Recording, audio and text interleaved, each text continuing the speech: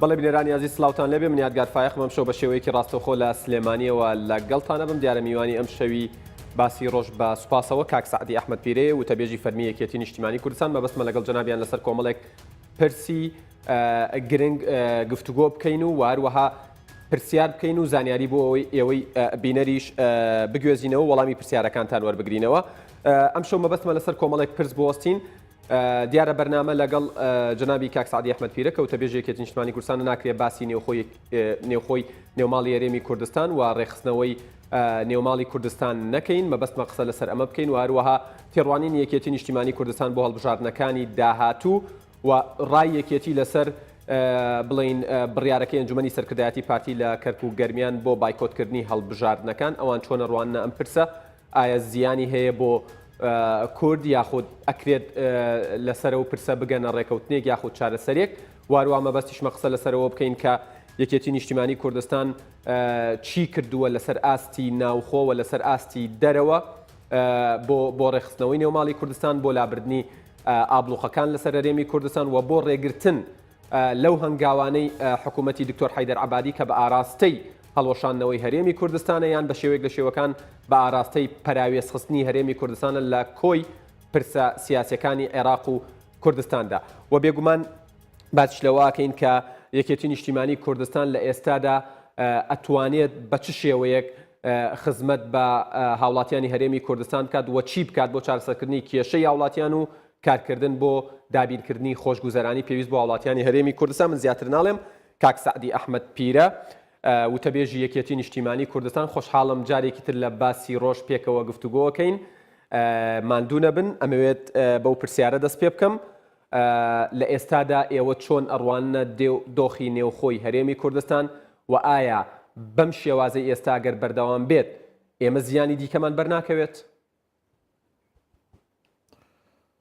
ئێوارەت باش کاک یادگار سەڵام بۆ تیمەکەی جەنابەت هەیە لە داخلی ستۆدیۆ و لە دەرەوەی ستۆدیۆ. هەروها ویستم ئەوەش ئەمڕۆ زۆر نیگەران بووم هەواڵی کۆچی دوایی پێشمەرگەی دێرین مام حەیران بەرواریم بیست لە دۆک سەرخۆشی لە خۆم و لە خۆشکاری مام حەیران دەکەم. لە ڕاستیدا لە سەبارەت بەو بارودۆخەی بەو پرسیارەی کە جەنابەت کردت لەسەر هەرێمی کوردستان پێم وایە هەرێمی کوردستان لە بارودۆخێکی هەستیاردایە بە تایبەتی لە هەڵوێستی ئەم دواییەی بەڕێز سەرۆکی ئەنجومەنی وەزیرانی عێراقی فیدرال و حکوومەتی عێراقی فیدرال بەرخوردی لەگەڵ هەرێمی کوردستان وەکو بەرخوردی دۆڕا و براوە بوو لە بیری دەچووکە یەکێتی یەکگرتوویی هەرێمی کوردستان لە شەڕی دزی داعش یەکگرتوویە کە حسابی براوەی بۆ دەکرێت وەکو عێراق حسابی براوەی بۆ دەکرێت. ئەگەر کێشەیەک هەیە ئەگەر ناکۆچێک هەیە ئەو ناکۆچێ لە بینی دوو لایەنی براون لە دژی شەڕی داعش. بۆیە من کەم زەوقم دی لەو تەعاملەی کە لەگەڵ هەرێمی کوردستان کرا و من پێم وایە هەرێمی کوردستان مافی ئەوەی نەبوو کە لە سوچێکە لە قەفەسی ئیتیهامدا بندرێت لەبەر ئەوەی ویست هەوڵی داوە سوود لە مافێکی دیموکراتی خۆی وەرگرم بچێن لە ڕووی سیاسیەوە تەقدیراتی ڕاست نەبوو بێ بەڵام لە ڕووی قانونی و لە ڕووی دەستوری و لە ڕووی پرەنسیپی نێودەوڵەتی خەڵکی کوردستانی وەکو خەڵکی دنیا مافی ئەوەی هەیە کە ڕێفراندۆم بکە و ڕێفراندۆم ئەوەی کە هاتووە ژمارەیەکە و ژمارەیە لە مێشتی من و هەریەکەی تر چەسپیوە دژ بم یا لەگەڵ بم. عملیان ئەمە لە هەرێم لەلایەن وڵاتانی جیران و لەلایەن حکوومەتی عێراق نەبووە مایە پەسەندکردن تێگەیشتین بەڵام ئەوە ناکرێت لەسەر هەڵوێستێک کە سەرکردایەتیەک کردوێتی میلەتێکی کامل تێکۆشەر زەحمەت و زۆر خراپ ئیمتیحان کراو لە ڕابردووە لایەن ڕژێمەکان یەک لە دواییەکی عێراق بەم شێوە معاملەی لەگەڵ کرێت. من پێم وایە ئەم جۆرە و من پێم وایە ئەوە نەتیجەشی دەبی تەبعاً ئەمە دەبتە سەبەبی ئەوەی کە متمانە بدۆڕێنی ئەم حکوومەتی عێراق ئەگەر لەگەڵ هاوسەنگەرەکانی خۆی لە بارودۆخێکی یەکجار هەستیار وا تەعامل بکە لەگەڵ بەشێک لە میلەتی عێراق کورد هێشتا خەڵکی عێراقن وا تەعامل بکە لە ڕێگای برسیکردن لە ڕێگای ئیزلالکردن هەوڵی ئەوە من بێگومان پرسیارم ئەبێت لەسەر شێوازی مامەڵەی عەبادی لەگەڵ هەرێمی کوردستان بەڵام بەرلەوە باسی ڕفراندۆمت کرد و ئاماژەت بە کۆمەڵێک خاڵی گرنگدا کە لە ئەنجامی ڕفراندۆم حکوومەتی عێراقی بەرامبەر هەرێمی کوردستان بە پرەنسیپی براوە و دۆڕا و گرتیە بەر بەڵام بابینە سەر دۆخی نێوخۆی هەرێمی کوردستان خۆت ئاماژەت بەوەدا کە ڕەنگە ئەکرێت خوێندنەوە سیاسیەکان لە جێگەی خۆی نەبوو بێت سەبارەت بە ڕیفراندەم بەڵام وەکو مافێکی دەستوری و یاسایی و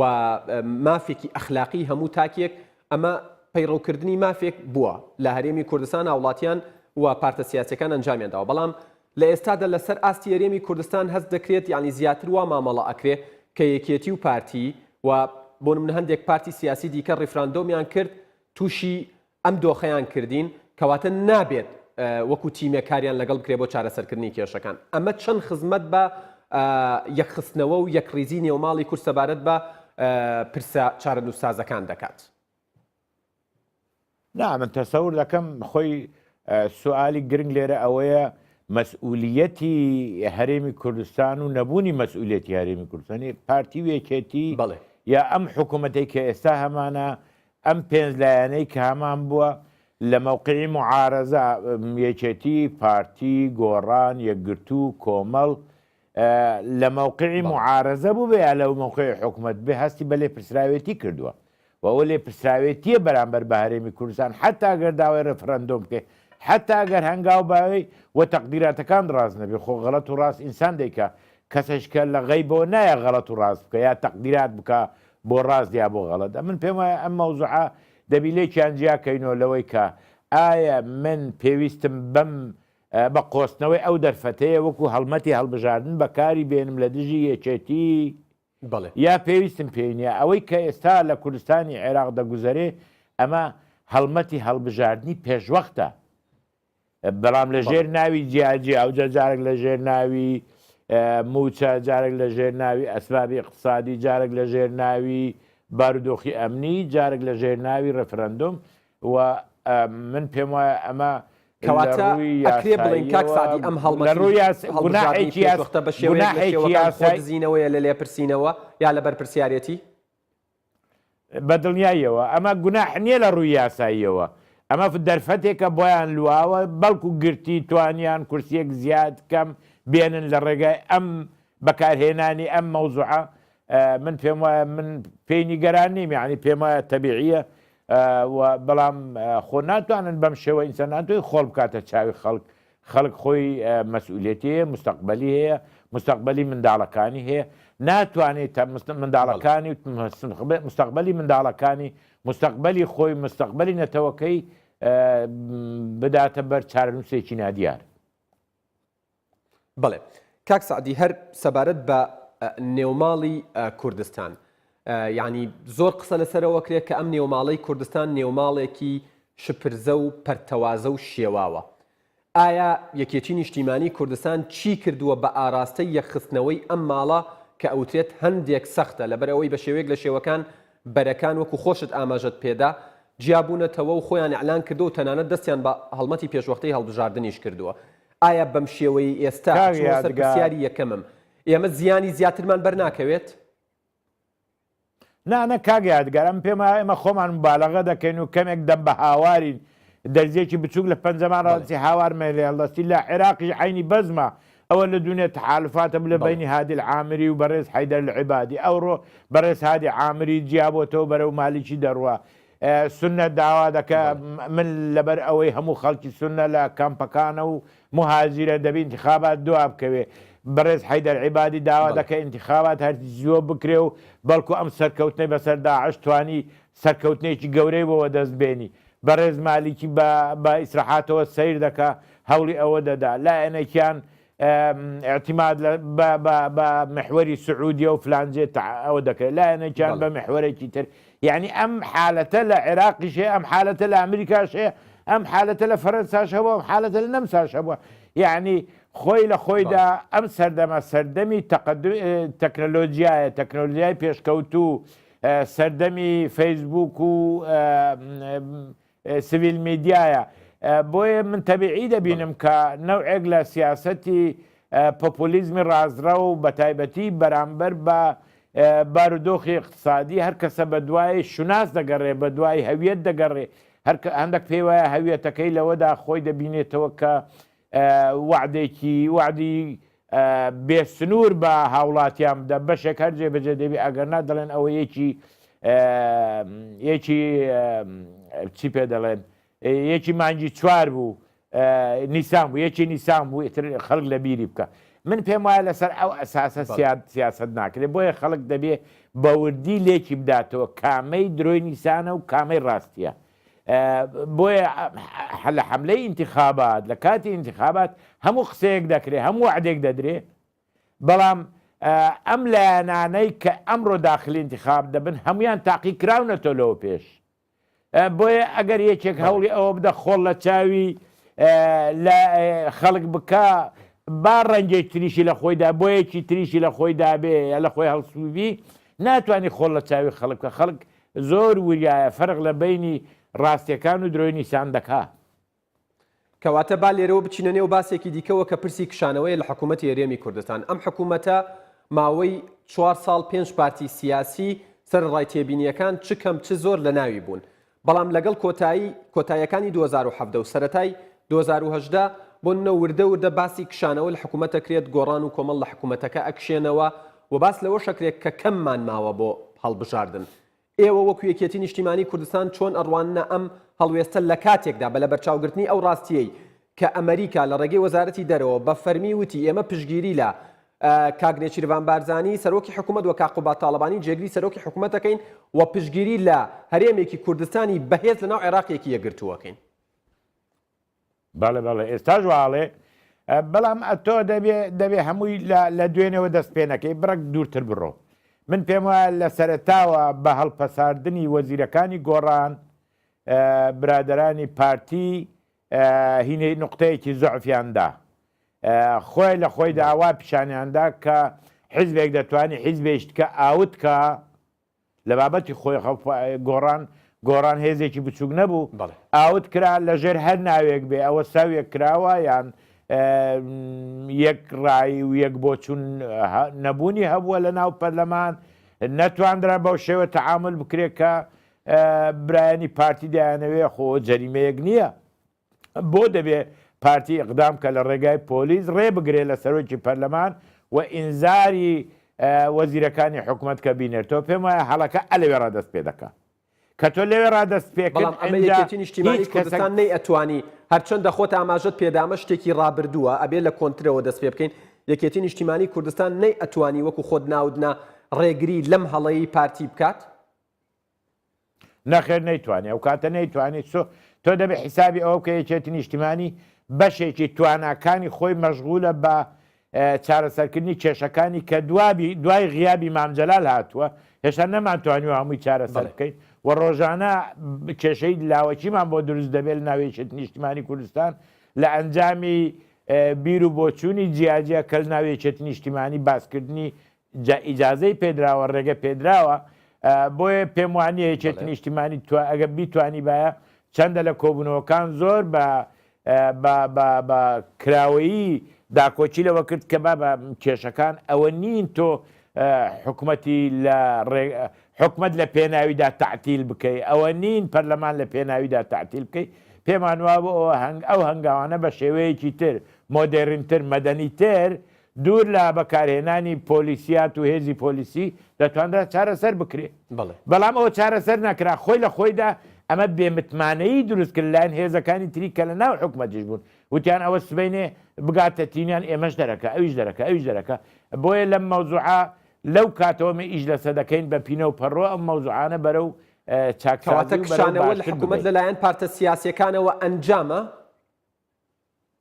من پێم وایە نا ئەنجام نییە من باس تۆ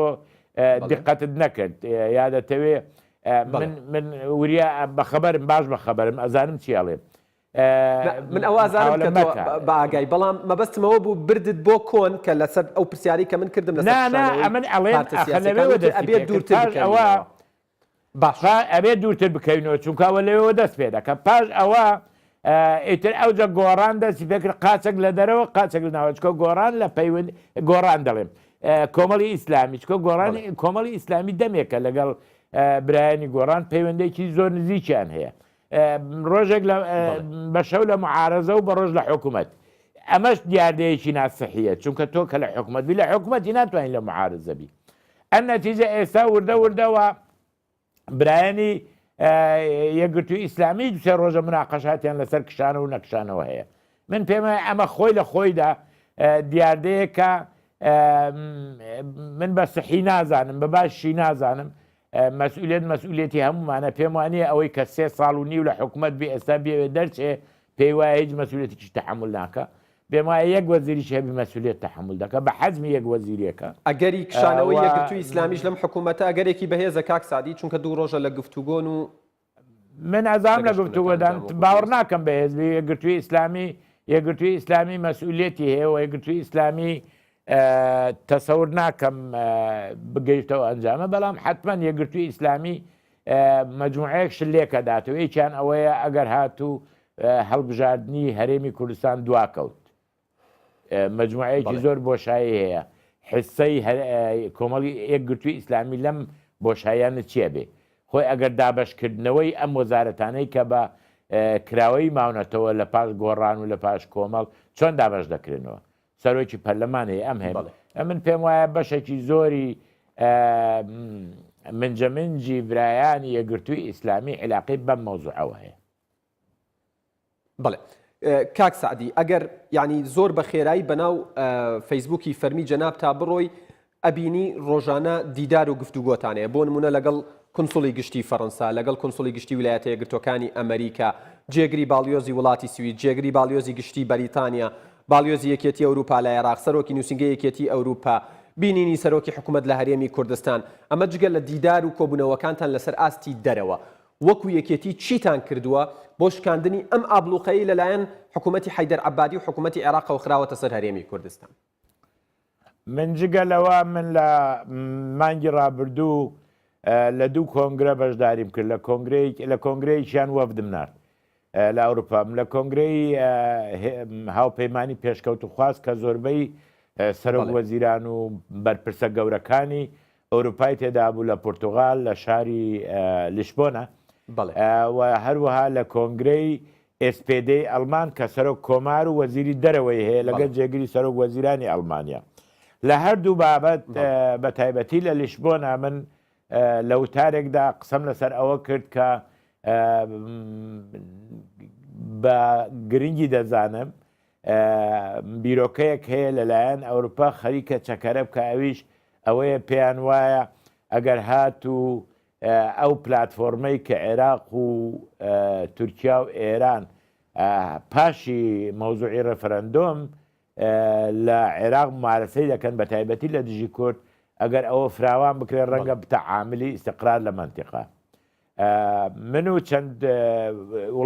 حکوومەتی سویدیش و زۆر لایەنی تری دژی ئەو وەستانەوە پێمان وا بوو ئەوە دەبێتە سەبەبی دروستبوونی فتنەیەکی زۆر گەورە و لە هەمان کاتیشدا بە تەنێک کورد نییە کە میلەتانی تریشن دەکەونە ژێر شاڵاو لەبەر ئەوەی تێڕوانینی وڵاتانە لە مەسلەی میلەتانی کە لەم منطقەی دەژین واتە ئەوەی عێراق ئەیکات بەرامبەر هەرێمی کوردستان پێیان ئاساییە کاک سعدی جا لەوە مناقەشەکە هاتوان لەوە داهاتنە جواب کە مەبەستمان مەوزوعی کورد نییە ئێمە لەسەر مەسلەی کورد ئێستاش بڕیارمان وەکو بڕیاری ئەمریکایە پشتیوانی لەم حکوومەتی هەرێمی کوردستان دەکەین بە سەرۆکایەتی بارزانی و تاڵەبانی یعنی نێچیروان و قوبات و هەوڵە دەین کە بە تایبەتی ئەڵمانیا وتیان ئێمە بوونی سەربازی خۆمان گروپی خۆمان لە هەرێمی کوردستان درێژ دەکەینەوە و میزانیەک دادەنێن بۆ تەدریب و ڕاهێنانی پێشمەرگە هەروەها ئیتالیا و هەروەها وڵاتانی تریژە من پێم وایە ئەم مەوزوعانە پێویستە بەردەوام ئێمە دەمەزەردی کەینەوە گفتوگۆ لەگە وڵاتانی ئەوروپا بکەین ئەوەی کە پەیوەندی بە قونسڵگەری و سەفیر و وینەکانی ئەوروپا هەیە لێرە بە دڵنیاییەوە پەیوەندی بە ئێمە و عێراقەوەیە پێویستە ئێمە لەگەڵ ئەوانە لە پەیوەندی دابین ئەوەی عێراق باسی دەکە لە مەسلەی دەستوری عێراق تەنها دەستور وەکو بەهانەیەک بەکاردێنی ئەگەنە لە دەستور و بەکارهێنانی دەستور زۆر ئینتقائیە بەپێی ئارەزوو خۆی کام مادە لە قازانجی بەکاردێنی کام مادە لە قازانجی نەبوو ئێمالی دەکات وەلا هەمان کاتیدا مافە دەستوریەکانی هەرێمی کوردستان تا ئێستا مراعات نەکراوە و ئیشەکانی من لەبەر ئەوەی من دەبێت ئەگە وتەبێژیش بکەم دەبی ئاگادار بم لە گۆڕانکاریەکان بۆیە لە پەیوەندیم لەگەڵ وتەبێژی حکومەت و تەبێژی حیزبەکان جەنابی سەرۆکی حکومەت جێگری سەرۆکی حکومەت و کەناڵەکانی باشە سەبارەت بە هەڵبژاردنەکانی عێراق ئێوە ئاگادارن کە پارتی دیموکراتی کوردستان لە ڕێگەی ڕاگەندراوێکی ئەنجومەنی سەرکردایەتیەکەی خۆی لە کەرکووک گەرمیان بایکۆتی پرۆسەی هەڵبژاردننی لە هەندێک لەو ناوچە کوردستانیانە بە تایبەت کەرکووک ڕاگەیاندەوە وەکو یەکێتی نیشتیمانی کوردستان چۆن ئەڕوانە ئەم هەنگاوی پارتی ئێمە لە دەڕۆژێک لەمەوبەر لەگەڵ برایانی پارتی دیموکراتی کوردستان کۆبوونەوەمان هەبوو هەردوو مەکتەبی سیاسی جەنابی جێگری سەرۆکی پارتی ئامادە بوو کاگنێچیروان بارزانانی وەلەو کۆبوونەوەیدا بڕیاری ئەوەماندا کە بۆ ناوچە چێشە لە سەرەکان هەوڵی ئەوە بدەین کە لەگەڵ هەرێمی کوردستان بۆ پەرلەمانی عێراق لیستی یەکگرتوو هەبێ ئەو کاتە هیچ بەحسی ئەوە نەبوو کە پارتی دەیەوێ لە کەرکووک یا ناوچە چێشە لە سەرەکان بکشێتەوە بۆیە من ئیستیغرابم کرد لەوەی کە ئەم مەکتەبی بیرۆی مەکتەبی سیاسی لە کەرکووک و گەرمیان ئەم ڕوونکردنەوەیدا حتا کەلێشیان پرسیم وتم تا ئەو مۆزوع پشتڕاست نەکرێتەوە من ڕێی لە سەنادەم ئەوڕۆ جێم لە ئەوە چاوەڕێی وتەبێژی فەرمی پارتیم بۆ ئەوەی لێدوان لەسەر و پرسە بدات واتە ئەمە بەڕای فەرمی پارتی دانانێن ئەمە پرسێکە ئەمە پرسێکە لەلایەن بیرۆی مەکتەبی سیاسی لە کەرکووک و گەرمیان بڵاو کرایەوە کە پارتی بایکۆت دەکات لەلایەن جێگری مەڵبەندی ڕێخستنی کەرکووک لە یەکێتی نیشتیمانی کوردستان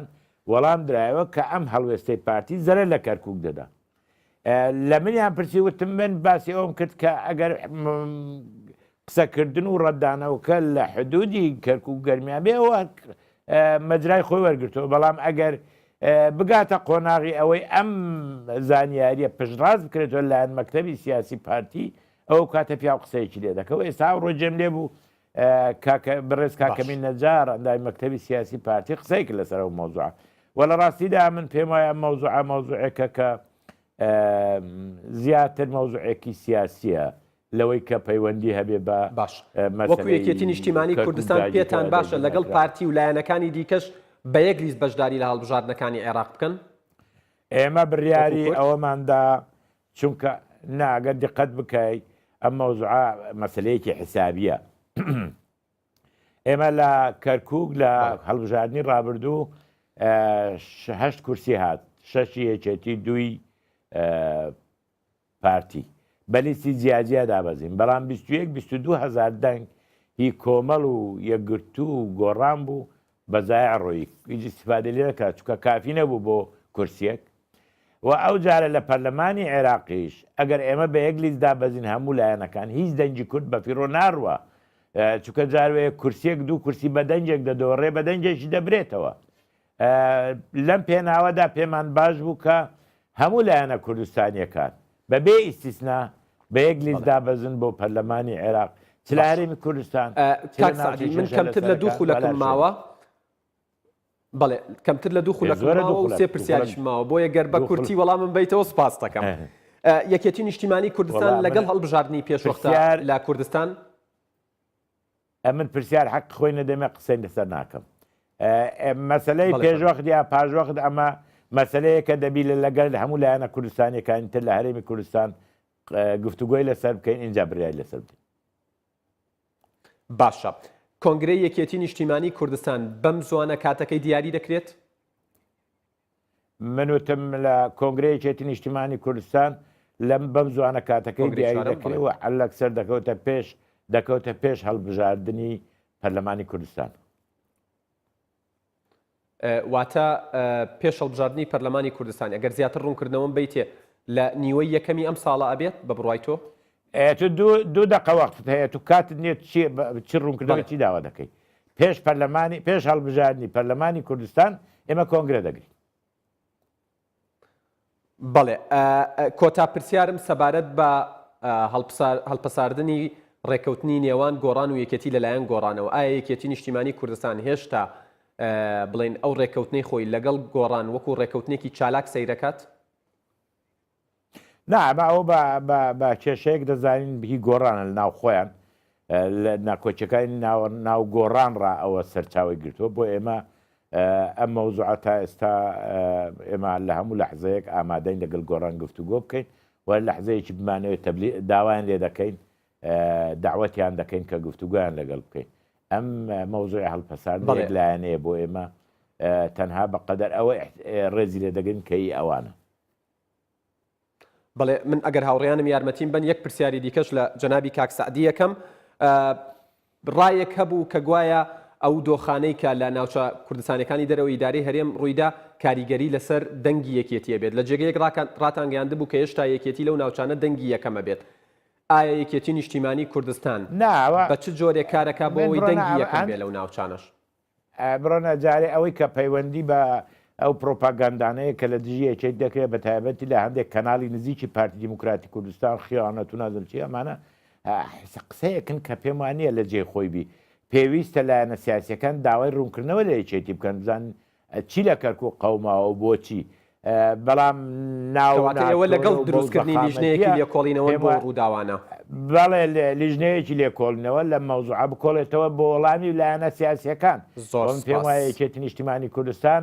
قبرستانی گەورەی هەیە لە منتیقانە دیفاعی کردووە لە منتیقانە خەباتی کردووە لە منتیقانە شەهیدی هەیە لە منتیقانە بە دوو پرۆپاگەندە و سێ پرۆپاگەندە دەنگەکانی خۆی لە دەستنادا بە هەڵەیەکی کرابێ بەڵامەوە نابێتە باعیسی پشتێکردن لە یەکێتی نیشتیمانی کوردستان. بەڵێ بەڕێز کاک سعدی ئەحمەد پیرە وتەبێژی فەرمی و ئەندامی مەکتەبی سیاسی یەکێتی نیشتیمانی کوردستان سوپاس بۆ زانیاریەکانت سوپاس بۆ ئەم دەرفەتە.